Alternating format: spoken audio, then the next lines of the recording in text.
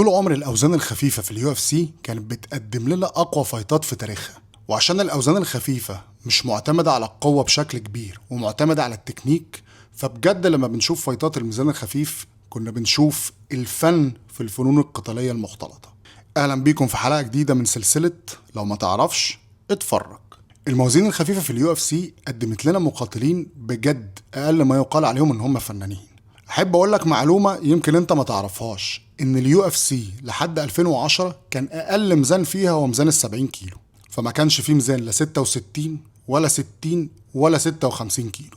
الموازين دي كلها كانت موجوده في منظمه تانية غير اليو اف سي، منظمه اسمها الدبليو اي سي، لكن اليو اف سي اشترت الدبليو اي سي بكل موازينها وعقود الفايترز بتوعها كلهم بما فيهم ابطال الموازين دي. ومن احسن وابرز الفايترز اللي انضموا وبقوا بيلعبوا تحت مظله اليو اف سي، وهو الفايتر اللي انا عايز اتكلم عليه النهارده، بطل ال 145 باوند او ال 66 كيلو، الاسطوره جوزيه الدو جونيور. احب اقول لك ان جوزيه الدو اكتر واحد احتفظ باللقب في ميزان ال 66 كيلو في التاريخ، 7 دفاعات متتاليه عن الحزام، 5 سنين محدش عارف ياخد منه الحزام، من 2010 لحد 2015 لما خسر الحزام قصاد كونر ماجريجر في الفايت الشهير اللي كلنا عارفينه. لكن النهارده انا هتكلم على فايت محدد، وهو الفايت ما بين جوزيه الدو وتشاد مينديز 1. ونبدا راوند 1.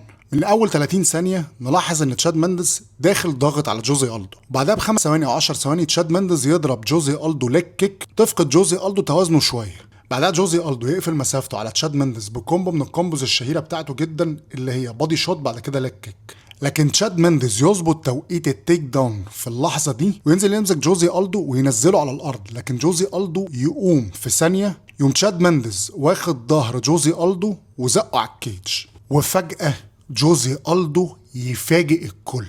جوزيه الدو يفك ايد تشاد مينديز اليمين، وبعد كده فجاه يلف وبمنتهى السرعة والقوة الانفجارية يضرب تشاد مينديز ني من أقوى النيز اللي ممكن تشوفها في حياتك. تشاد مينديز يقع على الأرض نوك داون، جوزيه الدو يجري عليه يضربه جراوند اند باوند والحكم يوقف الفايت. جوزيه الدو يقوم من على تشاد مينديز ويجري، وبعدين يجري بره الكيج عشان يحتفل مع جماهير بلده، وجوزيه الدو يفوز بنوك اوت من احلى النوك اوتس اللي ممكن تشوفها في حياتك. and still UFC featherweight champion جوزيه الدو جونيور، وفضل يلعب لحد ما اعتزل بشكل رسمي في اكتوبر 2025.